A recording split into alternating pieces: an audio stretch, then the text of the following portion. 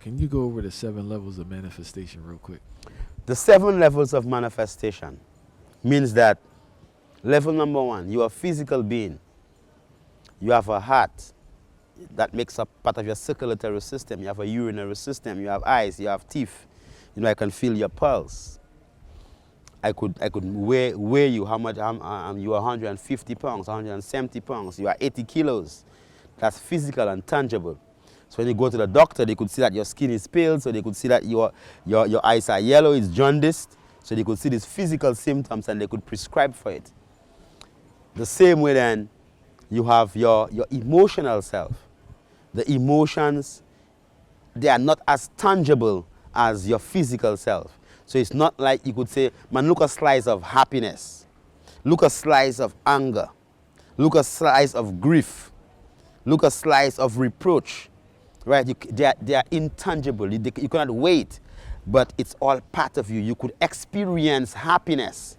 So your physical self can experience an emotional sensation because you have part of your endocrine system, the physical anatomy, your brain has that capacity to transform an intangible feeling of happiness, of fat. Oh, I remember when my mother used to hug me and kiss me, you know, and you smile. So you'll see a man just sit down and just smile. And you say, what's with you, my man? Just a fat, you know, made him smile. Was it a fat that he ate or he drank? No. But because that thought was a loving thought, it made his physical structure produce serotonin and make him physically experience happiness. So the same way, if it is that it was a bad thought, it could make him produce cortisol or adrenaline, and then you could see him cry, and you could see the physical tears. You could have seen or touched that sadness, but you could see the tears. You could hear the crying, because his endocrine system has transformed an intangible and emotional feeling into a physically tangible feeling. Right? So that's the emotional self. Right? How you protect yourself with your thought pattern, how happy, how sad you are, which is intangible, but it's still part of you. So if someone comes with cancer, right, you have to deal with their emotions to heal them. Right? Then you have your effort, the ephrill, the energy, your vibrational frequency. That means that, I'm sure you've heard of the phantom theory, whereby a diabetic person could have a diabetic ulcer and they need to get an amputation, they cut off their leg, but their toe still itch. And even if the toe has been cut off, they still feel the toe is itching and trying to, you know, they might even feel that the leg is still and get up and fall. Right? So it's the same way that you might have something in your pocket, and even if it's not in your pocket, you still feel it's in your pocket because it's been there for so long. So the energy vibration, the energy frequency of it is still there. Okay, so then they say, well, I just like that man, that vibe, you know, and have a good energy, you know, right? And then the energy of yourself and all these things there will determine your emotional state, you know. So if it is that you are wrong as somebody with bad energy, always complaining, boy, you know, priest, you know, boy, yesterday I go down, you know that man, you know, man, how are you going to feel? Emotionally, if you're just going to be absorbing all the complaints and the complaints and the complaints and the whining, it's going to affect their vibration, going to affect your emotion, that's going to affect your endocrine system, that's going to make you produce hormones that'll get you sick. Drain you out, fight. Drain you out. All right? So then you have your soul, which basically is your unique conscious identity, which is not a vibration, but it is a level below your spirit. It's not connected to source like your spirit connected to source. It's just your own consciousness of goodness, morality, right, wrong, right? So that is nurtured through spiritual inclination, through meditation, through whatever spiritual path that you are on.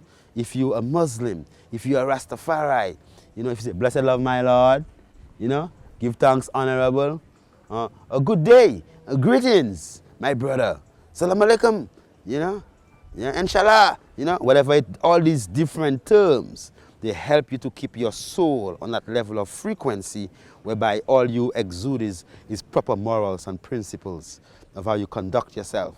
And then there are certain things that's inconscionable. You could never do them things there just because of the type of soul that you put. But that's a good soul, you know. It's a wonderful soul, right? Oh, this man, they have a wonderful soul. He takes care of his children. He takes care of his family. That man, they're soulless, man. I see that man, they just slap up a 5-year-old baby and kick up his wife in the street, right? So then that, in its every essence, can affect the energy frequency that you are wrong. Because if you're wrong, an evil man, show me your company and I'll tell you who you are. Right? So birds of a feather flock together.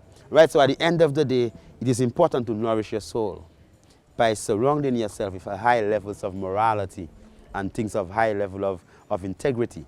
Right? And just being empathetic, just caring enough about other people. Then you have your spiritual self, which is that breath, that connection to the ever living. So it's not like as if your spirit could just disappear and it's gone.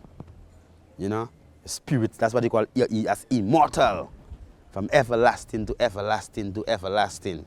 So your spiritual self is basically your connection, that branch that connects you to the navel string of creation, where you attach to the Almighty, to the Creator, right? So everyone has a spirit, right? It could either be a good spirit or it could be an evil spirit, right? So a flesh cannot manifest without spirit. Right? Because you are a living spirit. It's not because you say, oh, the Holy Spirit of God, and you know, you are spirit, you are a living spirit. So your spirit is just one aspect of your manifestation of what you are. Right? So this is not something you could just cut off and you are this unique person and you're not connected to anything else. You say no man is an island, but an island is still not an island. The island is surrounded by a body of water, but then the island is still attached to earth, to the crust of the earth. You understand what I'm telling you? So it's still not like, of course you could be an island.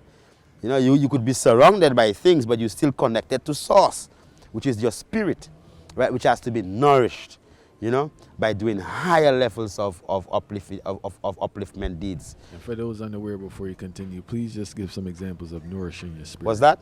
For those unaware, please give some examples about nourishing your spirit. Nourishing your spirit, charity, is just lack of expectation, right? You give without expecting nothing in return, right? So when you give someone something, it's coming out of that source of abundance of what you feel deep within you, right? Just being empathetic, just being considerate of what another person might be going through. You know, you have a higher spirit, you're holy, right? Your words that you speak, you never use the F word. You not be swearing, you're swearing. When you curse, who you cursing? You know? When you curse and use a curse word, the first vessel you destroy is your own vessel. You know, it's 20-something years I've never used the F word, you know. I don't use that. I'm going to curse, you know, and I don't use them things there. Right? Why? Because where I am spiritually, I'm very mindful of what it do to me. Not because of you holier than anybody else, you know, but because of self-love. I know if I use that curse word, who is going to vibrate through first? And since you use 75% water, and water stores and transfer and carries energy, you know that every word that you speak. So if you want to nourish your spirit, do good deeds, man. Be charitable. Give without expecting anything in return.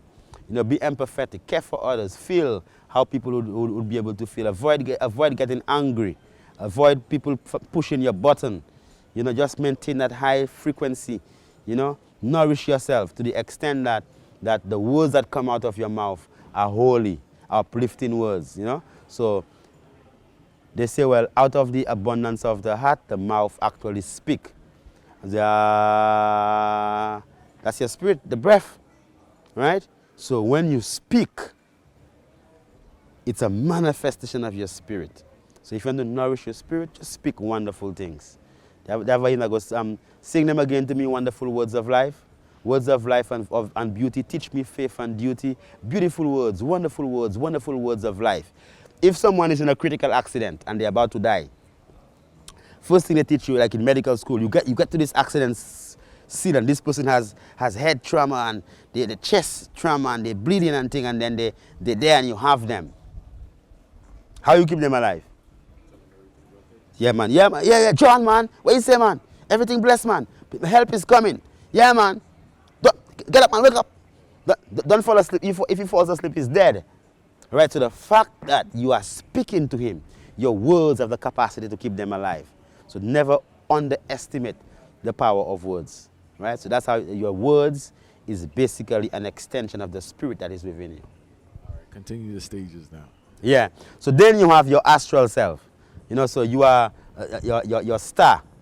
So you are a 5-pointed figure. You have 2 arms, 1 head, 2 legs. Right?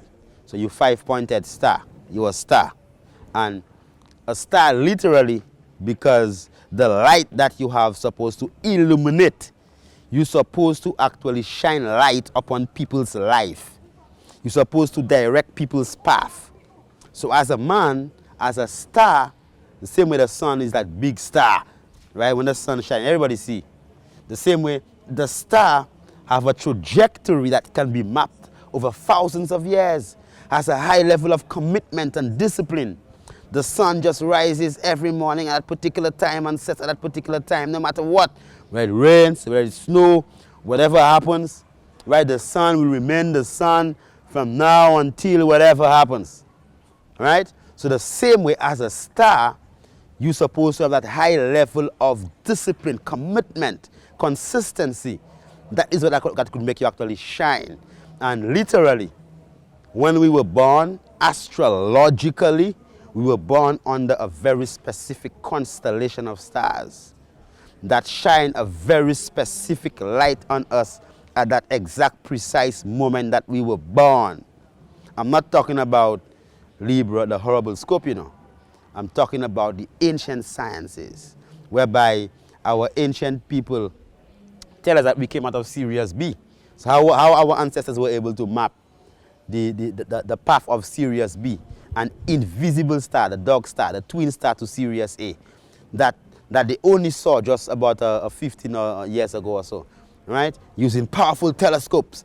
But our ancestors, the Dogon people, were able to map the whole pathway of Sirius B, an invisible star. You know, dog star, right? That if it is the brightest star in the heaven is in the color of the dog star, the Sirius. That's right after Orion, right? So then when you understand that, we have that intricate connection as above, so below. So you are a star. That's why I'm a Rastafari, you know, Rastafari. So then you have your God self, which is your creative self, your creational self. You could create. You are God. So when a man say, boy, you know, I pray to God every day and I love God. And there is no way that you could love God if you don't love yourself.